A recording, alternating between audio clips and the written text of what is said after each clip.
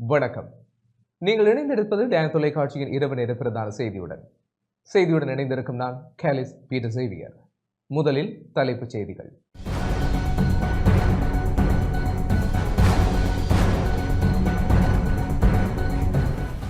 நாட்டில் பாரிய அரிசி தட்டுப்பாடு ஏற்படும் அச்சுறுத்தல் நிலை காணப்படுவதாக தேசிய விவசாயிகள் ஒன்றியம் எச்சரிக்கை. யாழ்ப்பாணம் தையிட்டி சட்டவிரோத விகாரைக்கு எதிராக 2 நாட்களாக போராட்டம். எம்பிக்களுக்கு வழங்கப்பட்ட இழப்பீட்டை நியாயமற்றதென கூற முயல்கின்றனர் என சஞ்சீவ எதிரிமான கவலை. நாடாளுமன்ற உறுப்பினர் அர்ஜுனாவினால் தாக்கப்பட்ட நபர் ஒருவர் வைத்தியசாலையில் அனுமதி. பணைய கைதிகள் விடுதலை செய்யப்படவில்லை என்றால் ஹாசா மீது தாக்குதல் நடத்தப்படும் என இஸ்ரேல் பிரதமர் எச்சரிக்கை.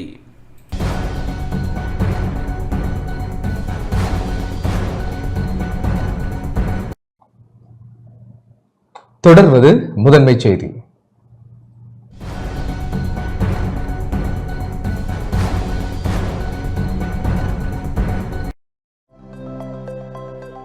அனுசரணை வழங்குவோர். சில பந்தங்கள் வாழ்நாள் முழுவதற்கும். நிப்பான் சிமெண்ட். நாட்டில் பாரிய அரிசி தட்டுப்பாடு ஏற்படும் அச்சுறுத்தல் நிலை காணப்படுவதாக தேசிய விவசாயிகள் ஒன்றியம் தெரிவித்துள்ளது. அக்டோபர் மாதத்தில் பாரிய அரிசி தட்டுப்பாடு ஏற்படும் அச்சுறுத்தல் நிலை காணப்படுவதாக தேசிய விவசாயிகள் ஒன்றியத்தின் தலைவர் அனுராத தென்னக்கோன் தெரிவித்துள்ளார். கொழும்பில் இன்று இடம்பெற்ற ஊடகவியலாளர் சந்திப்பின் போதே அவர் இதனை தெரிவித்துள்ளார். අයහපත් කාලගුණික හා දේශගුණික විපර්යාසයන් නිසා ඇතිවුණු ගංවතුරු තත්ත්වයන් හේතුවෙන් අස්වැන්න විශේෂම නැගෙනහිර පළාත பெரும்போக அறுவடை இன்னும் சில தினங்களில் நிறைவடையவுள்ளது. இத்தகைய பின்னணியில் வெள்ள அனர்த்தத்தின் காரணமாகவும் விவசாய நிலங்களுக்கு பாரிய சேதம் ஏற்பட்டுள்ளது.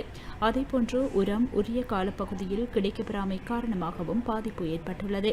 அதன் காரணமாக இம்முறை பெரும்போகத்தில் 24 தொடக்கம் 25 லட்சம் மெட்ரிக் டன் நெல்லையே பெற்றுக்கொள்ளக்கூடிய நிலை காணப்படுகின்றது. ஆனால் கடந்த காலங்களில் 25 தொடக்கம் 30 லட்சம் மெட்ரிக் டன் நெல் அறுவடை செய்யப்பட்டது. அந்த வகையில் எடுத்து நோக்கும் போது இவ்வருடமே வரலாற்றில் முதற் தடவையாக மிக குறைந்தளவு பெரும்போக அறுவடையாக பதிவாகியுள்ளது.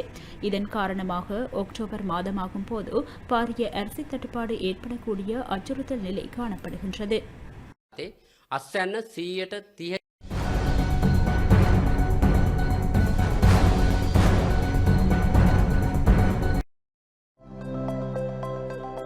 அனுசரணை வழங்கியோர். சில பந்தங்கள் வாழ்நாள் முழுவதற்கும். நிப்பான் சிமெண்ட். யாழ்ப்பாணம் தையிட்டி சட்டவிரோத விகாரைக்கு எதிராக 2 நாட்களாக போராட்டம் நடத்தப்பட்டுள்ளது.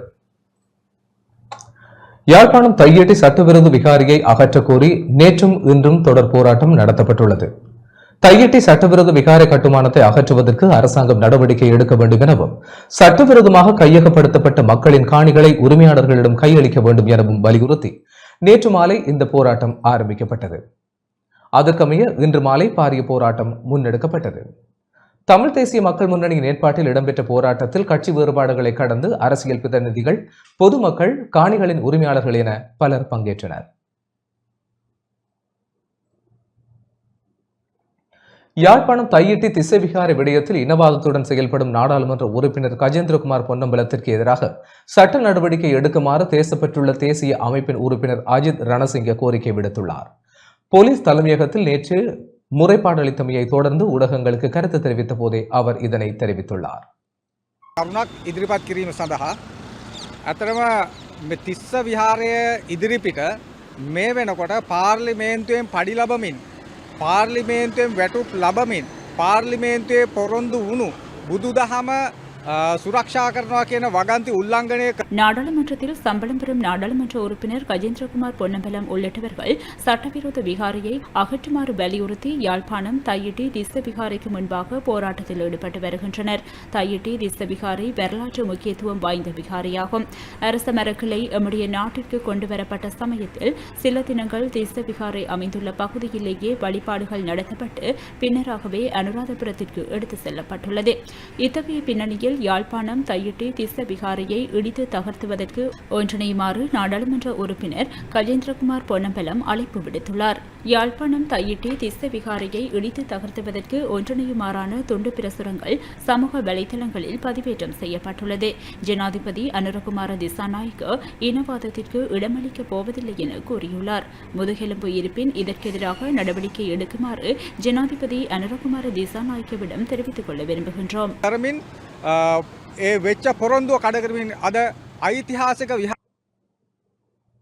உலக அரசு உச்சி மாநாட்டில் கலந்து கொள்வதற்காக ஐக்கிய அரபு ராஜ்யத்திற்கு சென்றுள்ள ஜனாதிபதி அனுரகுமார திசாநாயக்க நேற்று பல அரசு தலைவர்களுடன் இருதரப்பு கலந்துரையாடல்களை மேற்கொண்டார்.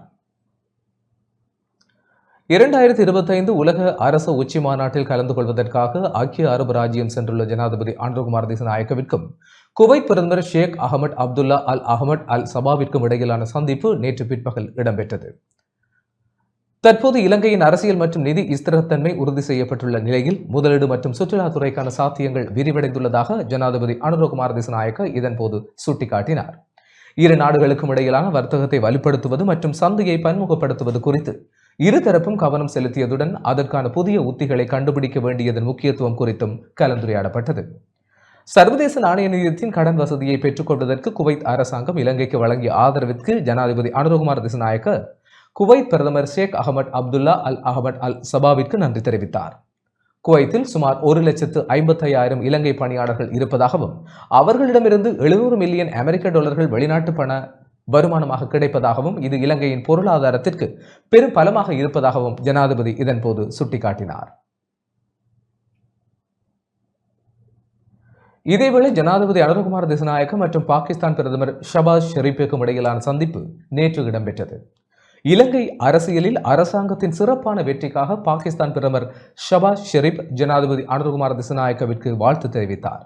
இரு நாடுகளுக்கும் இடையிலான வர்த்தகத்தை வலுப்படுத்துவது மற்றும் சந்தையை பல்வகைப்படுத்துவது குறித்து இரு நாட்டு தலைவர்களும் கவனம் செலுத்தியதுடன் புதிய மூலோபாய திட்டத்தின் முக்கியத்துவம் குறித்தும் கலந்துரையாடினர்.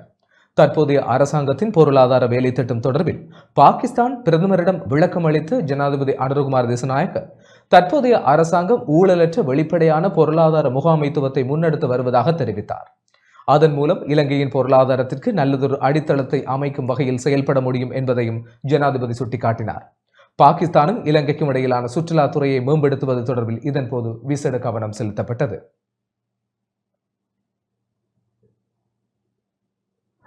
அதனையடுத்து பிரித்தானிய முன்னாள் பிரதமர் டோனி பிளேயர் மற்றும் ஜனாதிபதி அனுரகுமார திசாநாயக்க ஆகியோருக்கு இடையில் சந்திப்பு ஒன்று இடம்பெற்றது. பிரித்தானியாவின் நிபுணத்துவம் மற்றும் பல்வேறு துறைகளில் பயிற்சிகளை பெற்றுக் கொள்வதற்கு இலங்கைக்கு காணப்படும் இயலுமையையும் டோனி பிளேயர் சுட்டிக்காட்டினார். அத்துடன் இலங்கையில் சுகாதாரம், துறைமுகம் மற்றும் சுற்றுலா ஆகிய துறைகளில் உள்ள முதலீட்டு வாய்ப்புகள் குறித்து முன்னாள் பிரித்தானிய பிரதமரிடம் தெரிவித்த ஜனாதிபதி அதற்காக முதலீட்டாளர்களை ஈடுபடுத்துமாறும் அழைப்பு விடுத்தார். காலநிலை இடர்பாடுகளை எதிர்கொள்ளுதல், நல்லாட்சி, விவசாயம் போன்ற துறைகளில் நிபுணத்துவம் மற்றும் பயிற்சிகளை இலங்கை பெற்றுக்கொள்ள முடியும் எனவும் சுட்டிக்காட்டிய டோனி பிளேயர் இலங்கையின் தற்போதைய ஆட்சிக்கு பாராட்டு தெரிவித்தார்.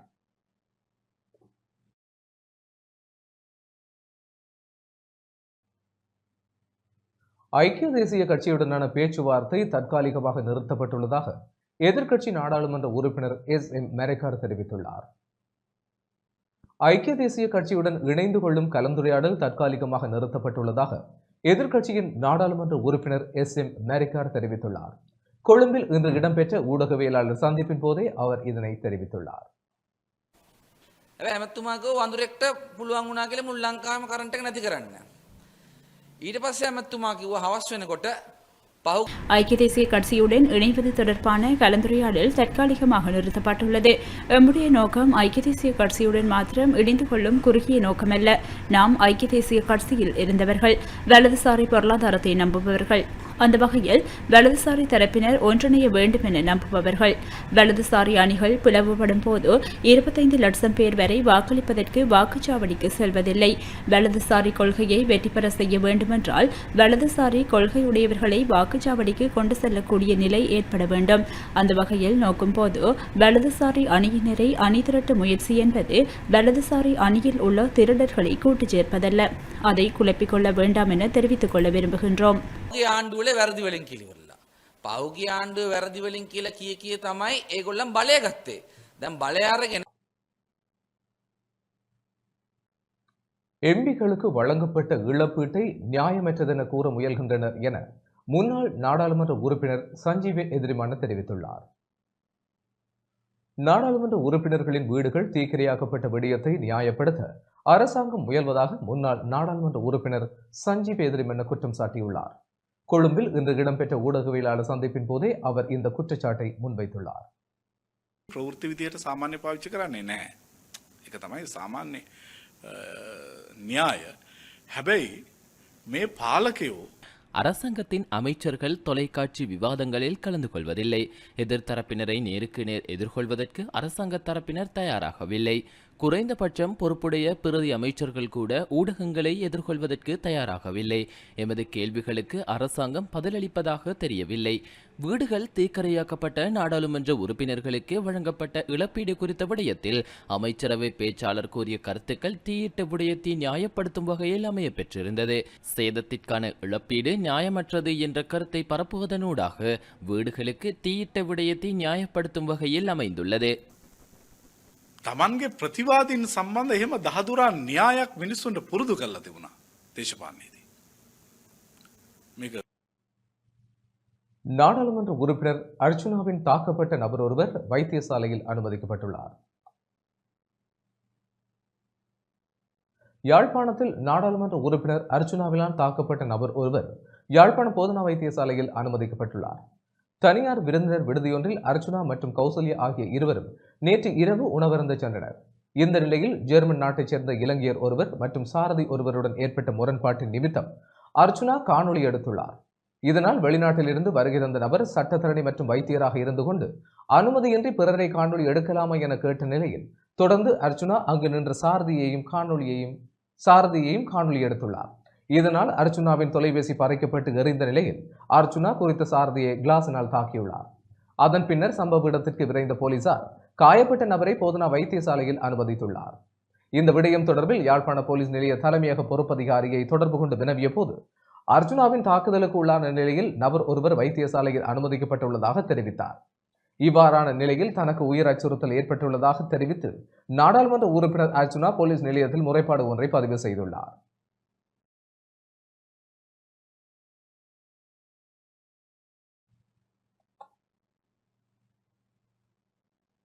மட்டக்களப்பு நாவற்குடாவில் பாரம்பரிய பொங்கல் விழா வெகு விமரிசையாக நடைபெற்றது. இந்து சமய கலாச்சார அலுவல்கள் திணைக்களத்தின் வழிகாட்டலில் நாவற்குடா இந்து கலாச்சார நிலையம் மற்றும் ஆலயங்கள் அறநெறி பாடசாலைகள் இணைந்து நடாத்திய பாரம்பரிய தைப்பொங்கல் விழா சிறப்பாக நடைபெற்றது. இந்து கலாச்சார அபிவிருத்தி உத்தியோகத்தர் செல்வி சுகன்யா மகாதேவ தலைமையில் நடைபெற்ற நிகழ்வில் இந்து சமய கலாச்சார அலுவல்கள் திணைக்களத்தின் அபிவிருத்தி உத்தியோகத்தர்களினால் புதிர் எடுக்கப்பட்டு தமிழர்களின் கலை கலாச்சார பண்பாட்டை பிரதிபலிக்கும் ஊர்வலமானது பந்தாரமூலை ஸ்ரீ கணநாத அறநெறி பாடசாலை மாணவர்களின் கலாச்சார நிகழ்வுகளுடன் மஞ்சத்தொடுவாய் ஸ்ரீ சித்தி விநாயகர் ஆலயத்திலிருந்து இடம்பெற்றது. நாவற்குடா இந்து கலாச்சார நிலையத்தை ஊர்வலம் வந்தடைந்ததும் நந்தி கொடியேற்றப்பட்டு மங்கள விளக்கேற்றலுடன் நிகழ்வுகள் ஆரம்பமாகின. நிகழ்வில் பிரதம அதிதியாக மண்முனை வடக்கு பிரதேச செயலாளர் சிவப்பிரியா வில்வரத்தனம் கலந்து சிறப்பித்தார். ஸ்ரீ சித்திநாதர் நாகம்மாள் அறநெறி பாடசாலை, ராமகிருஷ்ண மிஷன் அறநெறி பாடசாலை, ஸ்ரீ கணநாத அறநெறி பாடசாலை, ஓங்காரநாதன் பாலகோகுல அறநெறி பாடசாலை மாணவ மாணவியரினால் பண்பாட்டு நிகழ்வுகளும் விழாவில் இடம்பெற்றன. தமிழர் பண்பாட்டில் தனித்துவமான தைப்பொங்கல் என்ற தொனிப்பொருளில் ஆன்மீக பிரச்சாரக சதாசிவம் கார்த்திகதீவன் சிறப்பு சொற்பொழிவாற்றினார். காவடி, நடனம், கதாபிரசங்கம், நீதி நூல் ஒப்புவித்தல் போன்ற கலை நிகழ்வுகளும் இடம்பெற்றன.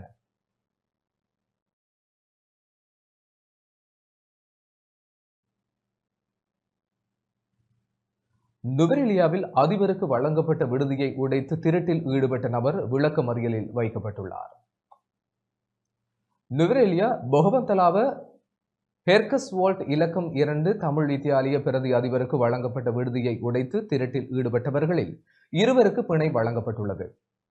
விடுதியில் இருந்த மடிக்கணினி மற்றும் தங்க ஆபரணங்கள், பாடசாலை பாவனைக்கு வைக்கப்பட்டிருந்த எரிவாயு சிலிண்டர் ஆகியவற்றை திருடிய ஒரே குடும்பத்தைச் சேர்ந்தவர்களில் தந்தை எதிர்வரும் 25ஆம் தேதி வரை விளக்கமறியலில் வைக்கப்பட்டுள்ளதுடன் தாய் மற்றும் 15 வயது மகன் ஆகியோருக்கு பிணை வழங்கப்பட்டுள்ளது. இன்று ஹட்டன் நீதிவான் முன்னிலையில் முன்னிலைப்படுத்தப்பட்ட போது இவர்களுக்கு பிணை வழங்கப்பட்டது. பொகவந்தலாவ போலீசாருக்கு கிடைக்கப்பெற்ற தகவலுக்கு அமைய பொகவந்தலாவ கெர்கஸ்வால்ட் மேல் பிரிவு தோட்ட பகுதியில் உள்ள வீடு ஒன்று சோதனையிடப்பட்ட போது மடிக்கணினி மற்றும் தங்க ஆபரணங்கள், எரிவாயு சிலிண்டர் என்பன மீட்கப்பட்ட நிலையில் சந்தேக நபர்கள் கைது செய்யப்பட்டனர்.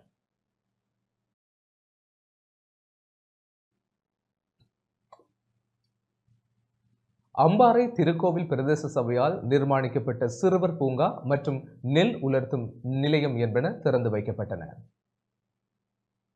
அம்பாறை திருக்கோவில் பிரதேச சபையால் உலக வங்கியின் நிதியுதவியில் நிர்மாணிக்கப்பட்ட சிறுவர் பூங்கா மற்றும் நெல் உலர்த்தும் நிலையம் என்பன நேற்றைய தினம் திறந்து வைக்கப்பட்டன.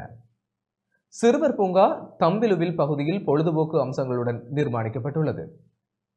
விநாயகபுரம் பகுதியில் விவசாயிகளின் நன்மை கருதி நெல் உலர்த்தும் நிலையம் அமைக்கப்பட்டுள்ளது. திருக்கோவில் பிரதேச சபை செயலாளர் திருமதி ஜெயந்தி வீரபத்ரன் தலைமையில் இடம்பெற்ற நிகழ்வில் வடக்கு மாகாண உள்ளூராட்சி ஆணையாளர் LM அஸ்மி பிரதம அதிதியாக கலந்து கொண்டு இவற்றை திறந்து வைத்தார்.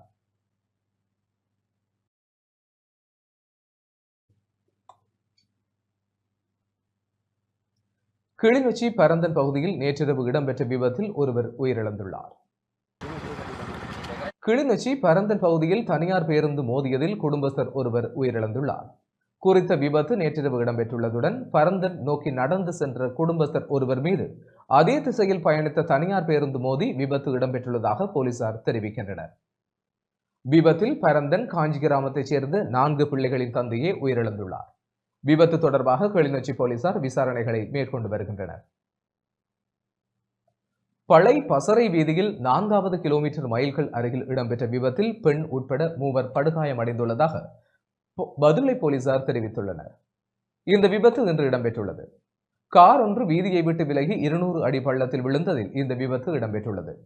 விபத்தின் போது காரில் பயணித்த பெண் உட்பட 3 படுகாயமடைந்துள்ள நிலையில் சிகிச்சைக்காக பதுளை போதனா வைத்தியசாலையில் அனுமதிக்கப்பட்டுள்ளதாக போலீசார் தெரிவித்தனர்.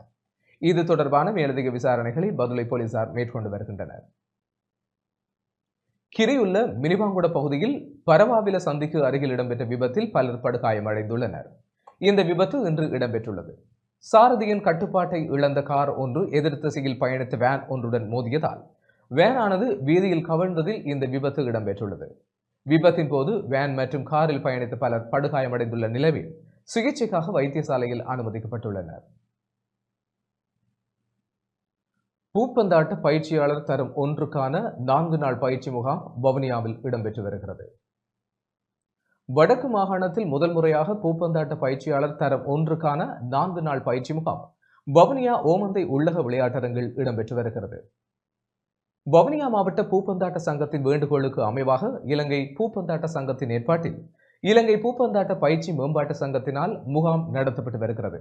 இதில் இலங்கை பூப்பந்தாட்ட பயிற்சி மேம்பாட்டு சங்க தலைவர் புத்திக டி செல்வா, வடக்கு மாகாண பூப்பந்தாட்ட சங்க இணைப்பாளர் தியன்னா கமலன், ஓமந்தை விளையாட்டு மைதான இணைப்பாளர் தனுராஜ், பயிற்றுவிப்பாளர் மற்றும் வடக்கு மாகாண பூப்பந்தாட்ட சங்க முக்கியஸ்தர்கள் என பலர் பங்கேற்றனர்.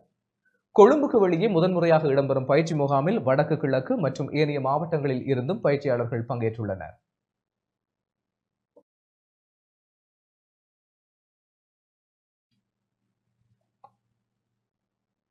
போயா தினத்தை முன்னிட்டு எதிர்க்கட்சி தலைவர் அலுவலகத்தினால் தர்ம சொற்பொழிவு இடம்பெற்றது. நவம் போயா தினத்தை முன்னிட்டு எதிர்க்கட்சி தலைவர் அலுவலகத்தின் ஏற்பாட்டிலும் தர்ம சொற்பொழிவு இன்று நாகவிகாரையில் இடம்பெற்றுள்ளது. கோட்டை நாகவிகாரையின் விகாராதிபதி சாஸ்திரபதி சங்கைக்குரிய கொட்டகேன நாரத தேரர் இந்த பிரசங்கத்தை நிகழ்த்தினார். எதிர்க்கட்சி தலைவர் சஜித் பிரேமதாச தலைமையில் இடம்பெற்ற இந்த பிரசங்கத்திற்கு ஏராளமான பக்தர்கள் பங்கேற்றிருந்தனர்.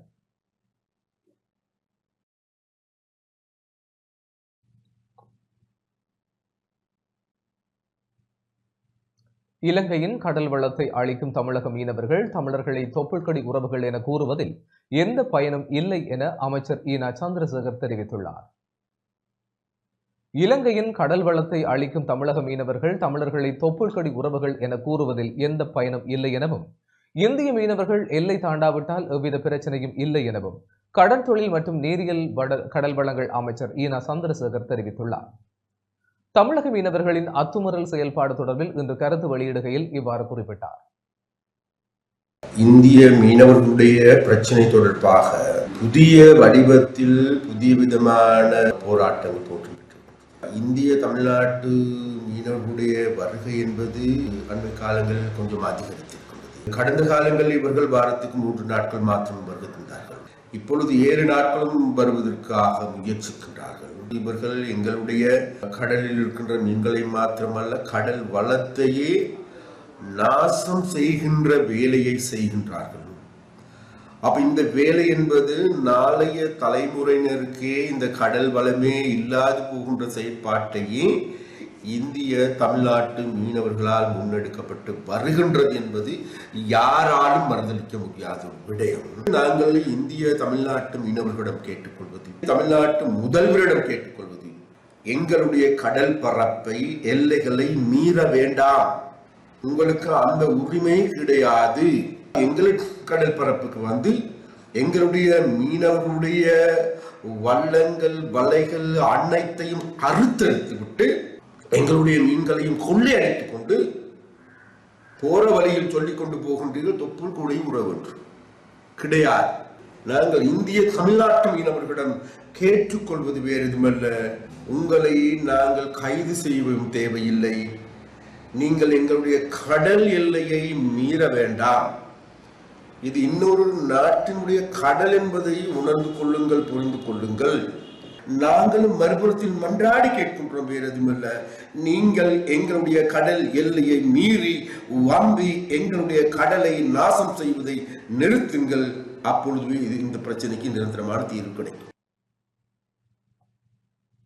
முன்னாள் நாடாளுமன்ற உறுப்பினர் கூனா திலீபன் இந்தியாவில் கைது செய்யப்பட்டுள்ளார். ஈழமக்கள் ஜனநாயக கட்சியின் வன்னி மாவட்ட முன்னாள் நாடாளுமன்ற உறுப்பினர் கூனா திலீபன் இந்தியாவில் கைது செய்யப்பட்டுள்ளார். இலங்கையிலிருந்து இந்திய மதுரைக்கு சென்று அங்கிருந்து வேறொரு கடவுச்சீட்டில் வெளிநாடு செல்ல முற்பட்ட நிலையில் கேரளா கொச்சி என்ற இடத்தில் வைத்து தமிழக போலீசாரால் கைது செய்யப்பட்டுள்ளார். கடந்த திங்கட்கிழமை கைது செய்யப்பட்ட கூனா திலீபன் இந்தியாவின் புழல் சிறையில் அடைக்கப்பட்டுள்ளார்.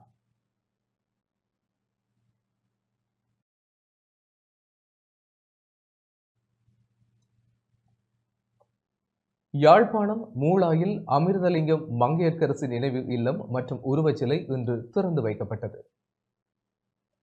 யாழ்ப்பாணம் மூளாயில் அமிர்தலிங்கம் நினைவு அறக்கட்டளையின் ஏற்பாட்டில் தலைவர் அமிர்தலிங்கம் மங்கையர்க்கரசி நினைவு இல்லம் மற்றும் உருவச்சிலை திறப்பு விழா இன்று காலை நடைபெற்றது.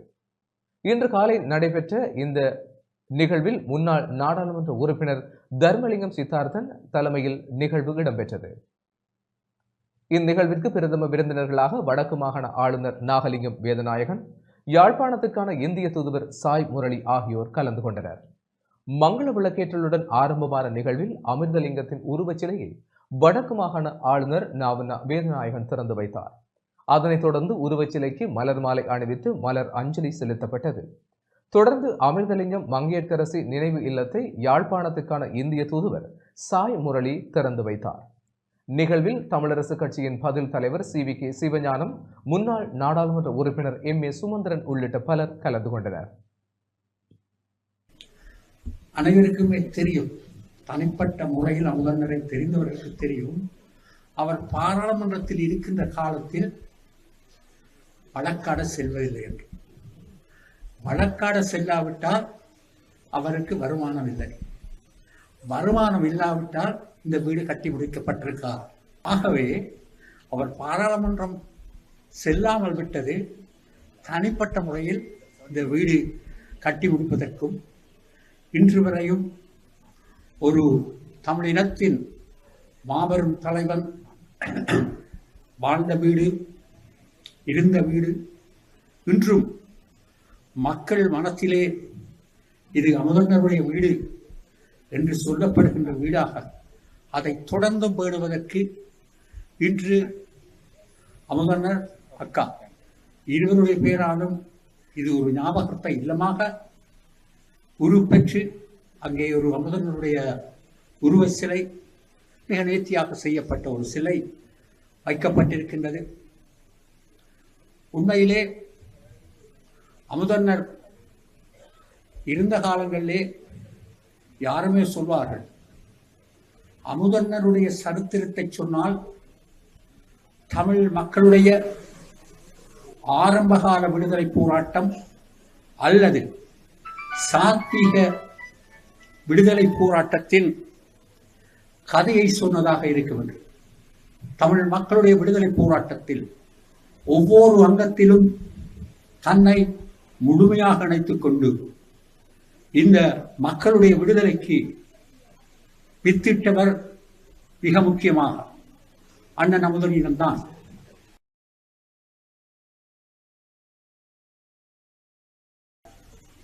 ஆளுநராக இல்லாமல் நாகலிங்கம் அவருடைய மகன் என்ற ரீதியிலே தான் இது கலந்து கொள்வதற்கு நான் மகிழ்ச்சி பெருமை அடைகிறேன். ஏனென்றால் என்னுடைய தகப்பனர் தந்தை செல்வாவுடனும் மறைந்த அமுதலிங்கம் ஐயா அவர்களுடன் மிக நெருங்கி பழகியவர். அடிக்கடி எனக்கு ஞாபகம் இருக்குது, அவர் இந்திய மூளைக்கு வாரதென்றால் அந்த இந்த கிளிப்பள மூளை ரோட்டுக்கு நடந்து போய் தான் அவர் சைக்கிள் ஓட மாட்டார், நடந்து போய் அங்கேருந்து பஸ் எடுத்து இங்கே வருவார், வந்து சந்திப்பார். அந்த நேரம் அவர் நடுக அந்த 2 பேர்லேயும் ஒரு இனியாத ஒரு அன்பும் அளவும் வைத்திருந்த ஒரு நடுக. அவர்களை பற்றி தான் எங்களுக்கு பல கதைகளை எங்களுக்கு சொல்லி இளமையிலிருந்து தந்தை செல்வாவை பற்றியும் அமுதலிங்கம் ஐயாவை பற்றியும் தான் நடுக எங்களுக்கு இளமையிலிருந்து சொல்லி கொண்டு வருவார். அதை அப்பொழுது தலைவர் அந்த இதுக்கு பேசிய அமுதலிங்கம் ஐயா அந்த மகன் பேசிய போது அவர் எங்களுக்கு சொல்லுவார், அவர் அந்த 70ஆம் ஆண்டு தேர்தலிலே தோற்ற பின்னர் தான் அவருடைய கடன்கள் அடிக்கப்பட்டதாக தனக்கு அமுதலிங்கம் ஐயா அடிக்கடி சொல்லுவார் என்று சொல்லி. ஏன்னா அந்த காலத்தில் தான் அந்த வழக்குகள் பேசி தன்னுடைய கடன்களை, அதாவது வீடு கட்டுற அந்த கடன்களை எல்லாம் அந்த காலத்தில் தான் நான் அடைச்சதுன்னு சொல்லி, அது அந்த இதில் பாராளுமன்றத்தில் இருந்திருந்தால் வெற்றி பெற்றிருந்தால் அந்த கடன்களை அடைச்சிருக்க முடியாது. மற்றவர்களுக்கு அந்த ஒரு முன்மாதிரியாக, அதாவது பழைய அந்த காலத்தில் அந்த பெயர் பெற்றவர்கள் அதான் நேர்மை என்பது மிக முக்கியமான, அதான் எல்லாராலும் மதிக்கப்பட்டது நேர்மை தான். அது நேர்மையானவர்களாக இருந்திருக்கிறார்கள், மற்ற சொல்லும் செயலும் மிக்கவர்களாக இருந்திருக்கிறார்கள். அதான் பெருமை தரக்கூடியது ஒன்று. 75ஆம் ஆண்டு நான் நினைக்கிறேன் இந்த வட்டுக்கோட்டை மாநாடு நடந்த பொழுது அதில் நானும் அப்போ எனக்கு 15 வயது நான் அங்கே சென்றிருந்தேன். அப்பொழுது அந்த சில பேர் சொன்னார்கள், இந்த சைக்கிளை போலீஸ் காட்டு கலெக்டர் போலீஸார் என்று சொல்லி. உடனடியாக எனக்கு ஞாபகம் இருக்கிறது, உடனே அந்த பைக்கை வாங்கி அப்ப இருந்த ஐயா தான் அதை பிளத்த தொனியில ஆங்கிலத்தில் கத்தினார். இதில் ஏற்பட்ட விளைவுகளுக்கு இந்த போலீஸார் தான் பொறுப்பேற்க வரும் என்று பிளத்து ஒரு தொனியில கத்தினார். அப்படி ஒரு ஆளுமை உள்ள ஒரு தலைவராக உண்மையில கிடையாது. அப்படியான ஒரு உண்மையில ஆளுமை, எதுக்கும் துணிவு, எதுக்கும் ஒரு பயப்படாத தன்மை. அதான் அது சில வழி இந்த எதுக்கும் ஒரு பயப்படாத தன்மை, அது சில வழியில அது அவருடைய பலமாகவும் இருந்தது. அது சில வழியில அது பலவீனமாகவும் இருந்தது என தெரியல. அது ஒரு பலமும் பலவீனமானதும் இருந்திருப்பதற்கு ஆக துணிவு, எதுக்கும் ஒரு அஞ்சாத ஒரு துணிவு, துணிவு, எதையும் பயப்படாதவர், எதையும் போய் கதைக்கலாம். செய்திகள் தொடர்கிறது. மட்டக்களப்பு அமிர்தகளி ஸ்ரீ மாமாங்கேஸ்வரர் ஆலயத்தில் திருப்பணிகள் இடம்பெற்று வருகின்றன. கிழக்கிலங்கையில் வரலாற்று சிறப்புமிக்க மட்டக்களப்பு அமிர்தகளி ஸ்ரீ மாமாங்கேஸ்வரர் ஆலயத்தில் கும்பாபிஷேக திருப்பணி வேலைகள் துரித கதியில் இடம்பெற்று வரும் நிலையில் இன்றைய தினம் புதிய சிலைகளுக்கான அடிக்கல் நாட்டப்பட்டது. ஆலய பிரதம குரு பிரம்மஸ்ரீ பூரண சுதாகர குருக்களின் தலைமையில் இடம்பெற்ற பூஜை வழிபாடுகளை தொடர்ந்து அடியார்களின் நிதி பங்களிப்பில் அமைக்கப்பட உள்ள சிலைகளுக்கான அடிக்கல் நாட்டப்பட்டது. ஆலய வண்ணக்குமார் தலைமையில் நடைபெற்ற நிகழ்வில் உதவி வண்ணக்குமார்கள், நிதி கொடையாளர்கள், அடியாளர்கள் என பலரும் கலந்து கொண்டு சுப வேளையில் சிலைகளுக்கான அடிக்கல்லை நாட்டி வைத்தனர்.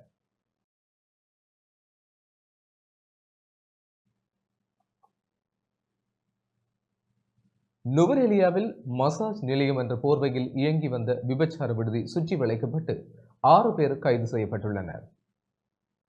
நுவரெலியா கண்டி பிரதான வீதியில் பம்பரகல பகுதியில் மசாஜ் நிலையம் என்ற போர்வையில் இயங்கி வந்த சமூக பிறழ்வான விடுதியொன்றினை இன்று போலீசார் முற்றுகையிட்டு அங்கிருந்த 4 பெண்களையும் 2 ஆண்களையும் கைது செய்துள்ளனர்.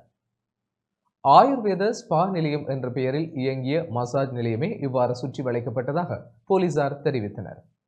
கைது செய்யப்பட்டவர்கள் 21, 25, 34, 34 வயது கிடைப்பட்டவர்கள் எனவும் இவர்கள் வெளிமடை, இரத்தினபுரி, கொழும்பு ஆகிய பிரதேசங்களைச் சேர்ந்தவர்கள் எனவும் தெரிய வந்துள்ளது.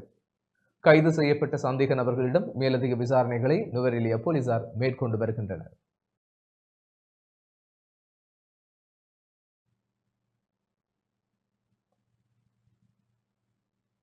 அம்பாறை சம்பாந்துறையில் திருட்டு சம்பவத்துடன் தொடர்புடையவர் என்ற சந்தேகத்தில் கைது செய்யப்பட்ட இளைஞரிடமிருந்து போதைப் பொருட்கள் மீட்கப்பட்டுள்ளன. வீடு உடைக்கப்பட்டு 2 பவுன் நகை மற்றும் 1 லட்சம் ரூபாய் பணம் திருடப்பட்ட சம்பவம் தொடர்பில் 28 வயது சந்தேக நபரை போதைப் பொருளுடன் அம்பாறை சம்மாந்துறை போலீசார் இன்று கைது செய்துள்ளனர். சம்மாந்துறை போலீஸ் பிரிவுக்குட்பட்ட புறநகர் பகுதியில் வீடு ஒன்று உடைக்கப்பட்டு வீட்டில் இருந்த 2 பவுன் தங்க நகை மற்றும் 1 லட்சம் ரூபாய் பணம் திருடப்பட்டுள்ளதாக கடந்த திங்கட்கிழமை வீட்டு உரிமையாளரால் சம்மாந்துறை போலீஸ் நிலையத்தில் முறைப்பாடு பதிவு செய்யப்பட்டது. முறைப்பாட்டின் அடிப்படையில் சம்மாந்துறை போலீஸ் நிலைய பொறுப்பதிகாரி KD.S. ஜெயலத்தின் ஆலோசனைக்கமைய போலீஸ் நிலைய குற்றப்பிரிவு பொறுப்பதிகாரி K. சதீஸ்கர் தலைமையிலான போலீசார் விசாரணைகளை முன்னெடுத்தனர். விசாரணைகளின் பிரகாரம் சம்மாந்துறை 3 நெசவாலை வீதியைச் சேர்ந்த 28 வயதுடைய நபரை கைது செய்த போலீசார் சந்தேக நபரிடம் இருந்து 3 கிராம் 20 மில்லி கிராம் ஐஸ் போதைப்பொருள் உட்பட 2 பவுன் நகை மற்றும் 1 லட்சம் ரூபாய் பணத்தையும் மீட்டனர். சந்தேக நபர் சட்ட நடவடிக்கைகளுக்கு உட்படுத்தப்பட உள்ளதாக சம்மாந்துறை போலீசார் தெரிவித்துள்ளனர்.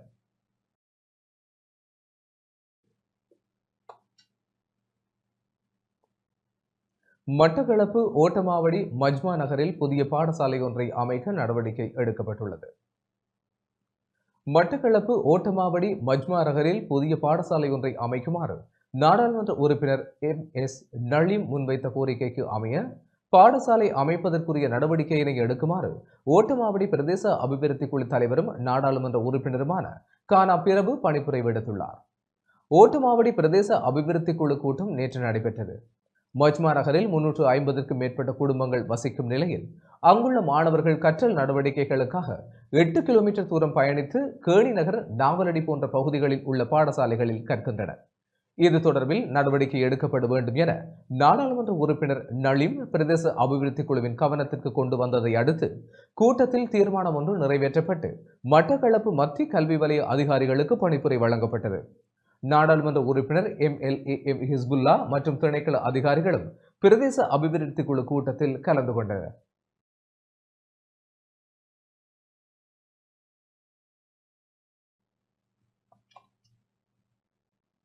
சந்தேக நபரை தாக்கிய குற்றச்சாட்டில் போலீஸ் உத்தியோகஸ்தர்கள் 4 கைது செய்யப்பட்டுள்ளனர்.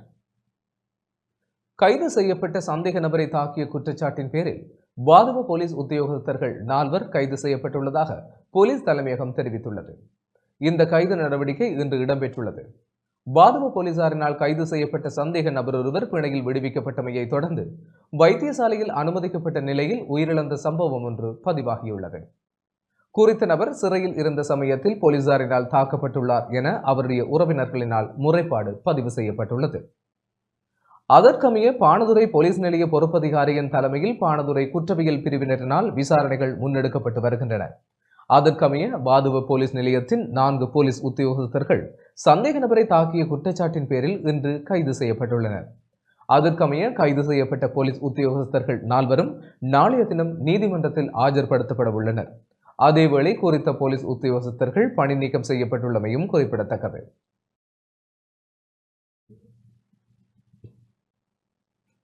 இலங்கைக்கான இந்திய உயர்ஸ்தானிகர் மல்வத்து பீட மகாநாயக்க தேரரை சந்தித்தார். இலங்கைக்கான இந்திய உயர்ஸ்தானிகர் சந்தோஷ் ஜா நேற்று மாலை மல்வத்து பீடத்து மகாநாயக்க தேரரை சந்தித்தார்.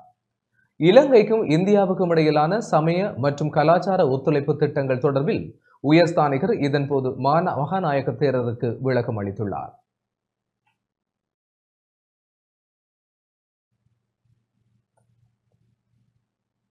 மட்டக்களப்பு காத்தான்குடி ஆதார வைத்தியசாலையில் கண் வெண்படலம் அகற்றும் சிகிச்சை வழங்கப்பட்டு வருகிறது.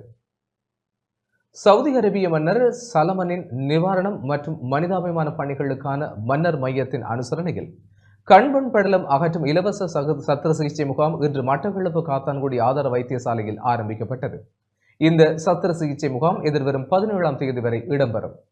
சவுதியின் ஒளி, பார்வை குறைபாடு மற்றும் அதற்கான காரணிகளுக்கு எதிராக போராடும் தன்னார்வ நிகழ்ச்சி திட்டம் என்ற உலகளாவிய திட்டத்தின் கீழ் இலங்கையின் கண்புரை நோயினால் பாதிக்கப்பட்டிருக்கும் மக்களுக்கு சிகிச்சை அளிக்கும் வகையில் சத்திர சிகிச்சை இடம்பெற்று வருகிறது. அல் பஷர் சர்வதேச அமைப்புடன் இணைந்து 29வது தடவையாக காத்தான்குடியில் இலவச கண் வெண்படலம் அகற்றும் சத்திர சிகிச்சை முகாம் நடைபெறுகின்றது. கண் வைத்திய நிபுணர் டாக்டர் ரிஸ்வானின் தலைமையில் 5 கண் வைத்திய நிபுணர்கள் மற்றும் வைத்தியர்கள் அடங்கலாக 15 வைத்தியர்கள் சிகிச்சை முகாமில் கடமையாற்றுகின்றனர். கிழக்கு மாகாணம் உட்பட பல இடங்களில் இருந்தும் 500 பேருக்கு இலவச கண் வெண்படலம் அகற்றும் சத்திர சிகிச்சையை வழங்க திட்டமிடப்பட்டுள்ளமை குறிப்பிடத்தக்கது.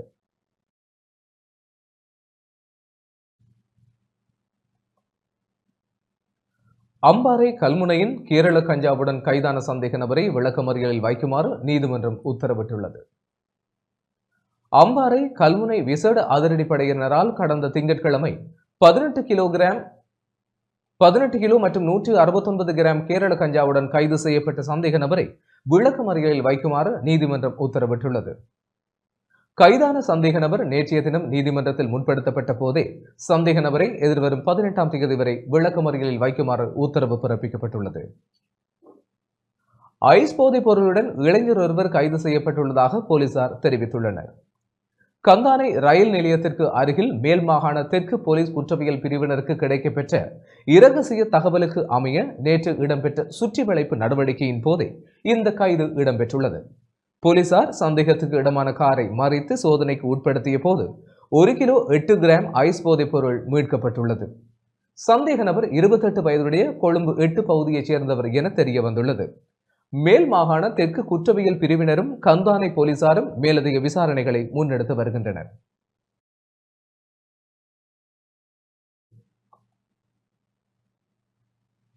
இத்துடன் டான் தொலைக்காட்சியின் இரவு நேர பிரதான செய்திகள் நிறைவடைகிறது. தொடர்ந்தும் செய்திகளோடு இணைந்து கொள்ள டான் நியூஸ் தொலைக்காட்சியோடு இணைந்திருங்கள். நன்றி.